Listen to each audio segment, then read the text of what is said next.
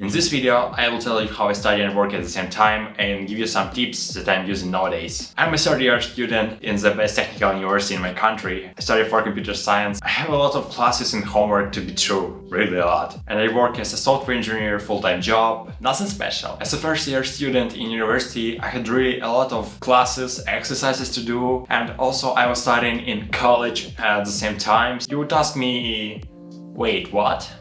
Why do you study in university and in college at the same time? So the reason is, when I was in college, I understood that I'm wasting my time. They don't teach us anything, and also in university they don't teach us anything. Yeah, that's true. But back in time, I thought I should go to university, but it was too late, and I already spent 1 year in college. Like, I could leave a year earlier, but I didn't. I fucked up, yeah. And I decided to go to university and still finish my college because I already wasted 1 year. So I could study 1 more year and get graduated from the college and still study in university. So that's what I did. And as a second-year student in university, I was just learning stuff that I need to know for getting my first job, and I've been learning it for the whole year. So I mean, I had classes to do, yeah, homework, coursework, and preparing for getting a job. So I was spending like a lot of time for learning. During my summer holidays, I already was prepared for getting a job and found it. I guess the best way for a student to get a job, to become daddy or mommy with money, is to prepare for it during your academic year, and then during your summer holidays, just find it. And you need to start it as soon as possible during the summer holidays. Because when you're just starting, you need some time to join the team, to fit in, get used to work. And it's difficult to do if you're already studying. You have a lot of exercises to do. And while you do these exercises, you still need to do some tasks for your new job. And it's kind of complicated when you don't know how everything's working. And you need some time for learning that process. But after that, you could easily just work and study at the same time, it's no problem. And here it comes, the end of summer holidays. I'm still working and I got a lot of classes, I got a lot of exercises to do, I got coursework to do. So what's next? How I manage to do all of that stuff at the same time? I mean, not at the same time, it's impossible, but during the day, do all of that stuff. So I understood from my experience in studying at 2 places in one time, I need to manage my time carefully. I'm not visiting any classes, I visit only English class because it's English, I could improve my English, and I just love this teacher and I just love the class. But I'm skipping everything else, so I'm not going to classes to hear some lectures. And we have such thing as the laboratory work, and we need to protect it. Like to say what we have done and answer some questions. Then you just work for 8 hours, normally 40 hours a week. Then after the work, you just sit down on the chair and do some homework, a lot of exercises. You possibly could finish all of them, but if you study in some really cool university, not like cool.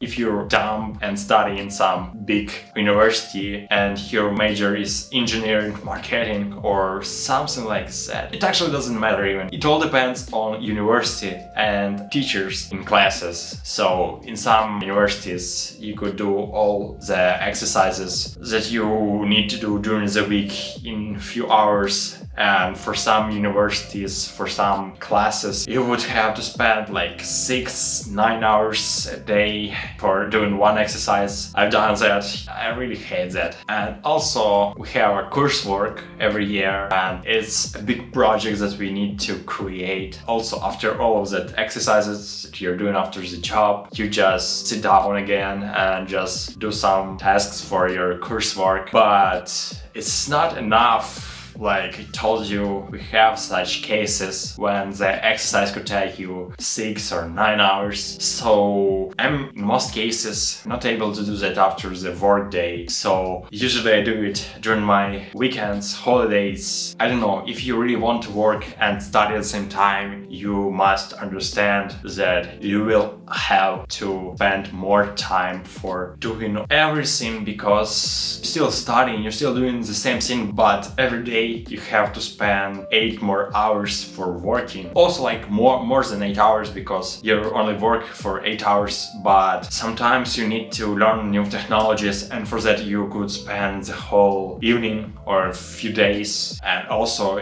maybe you want to learn more about the project, so you just searching it, you just learning how everything's working. It's complicated, it's not simple, it's not like that. So I found one really important tip that I'm using. It's a calendar. You need to use calendar, because when you have a lot of stuff to do, like you have a lot of meetings in the job, you have a lot of meetings in the university or college, wherever you study in, also some other meetings, maybe some interviewing, maybe some other stuff. I don't know, there are a lot of things that you could do. Like you need to find time for doing exercises, coursework, learning new things, and still getting some rest, because when you do all of that stuff, you're kind of tired and you need some time to rest. And looks like that's it. That's all you need to know.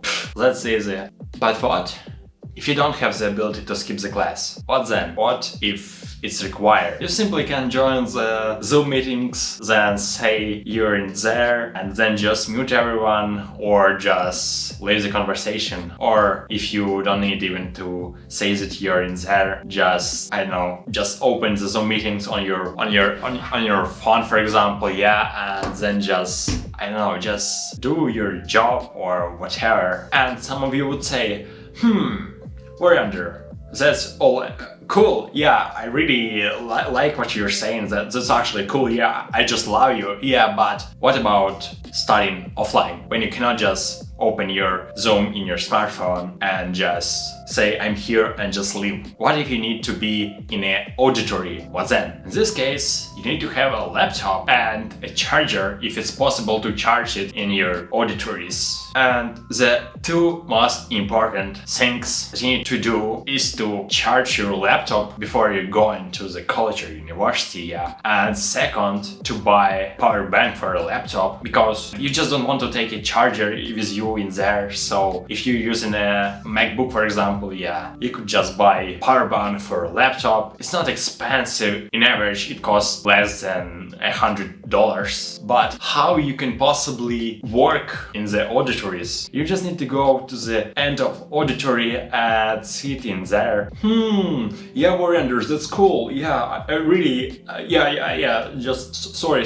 Just what about meetings? If you need to have a meeting during the class, for example, yeah, what then? So in that case, when you have a meeting and you have a class at the same time, there are two cases. You could have a meeting in which you don't need to speak. If you don't need to participate in it, you don't need to talk. You just can join it and mute it. But in another case, when you need to speak, it would be stupid if you would talk in the class. You just could ask for going out for a few minutes, take your laptop or bag and just go. Nobody cares about that. Working at two places, it's cool, but in time it's make you tired and you could burn out because you always study or working. As I'm saying almost in every video, you need some time to chill. But what if you don't have free time to chill and you always study or work? What then? So find other ways. I mean, you have some big exercise to do for a class. You have in there like 5 or 4 exercises to do, yeah? So you do just the one exercise. You don't need to do everything, just you can cooperate with your friends. Everyone do the one exercise, just combine it, and voila, you've done the exercise in like 5 times or 4 times faster. But if you're desperate or you just don't want to spend time for that, you could just find some resources, websites where you could buy exercises, or you could just buy from some other students from your group. So guys, that's it for this video. I hope this video was really helpful for you. You learned something new for yourself, and make sure you watch my previous and next video. You subscribe to my channel, you press the like button, you write a comment. I love you guys. See you.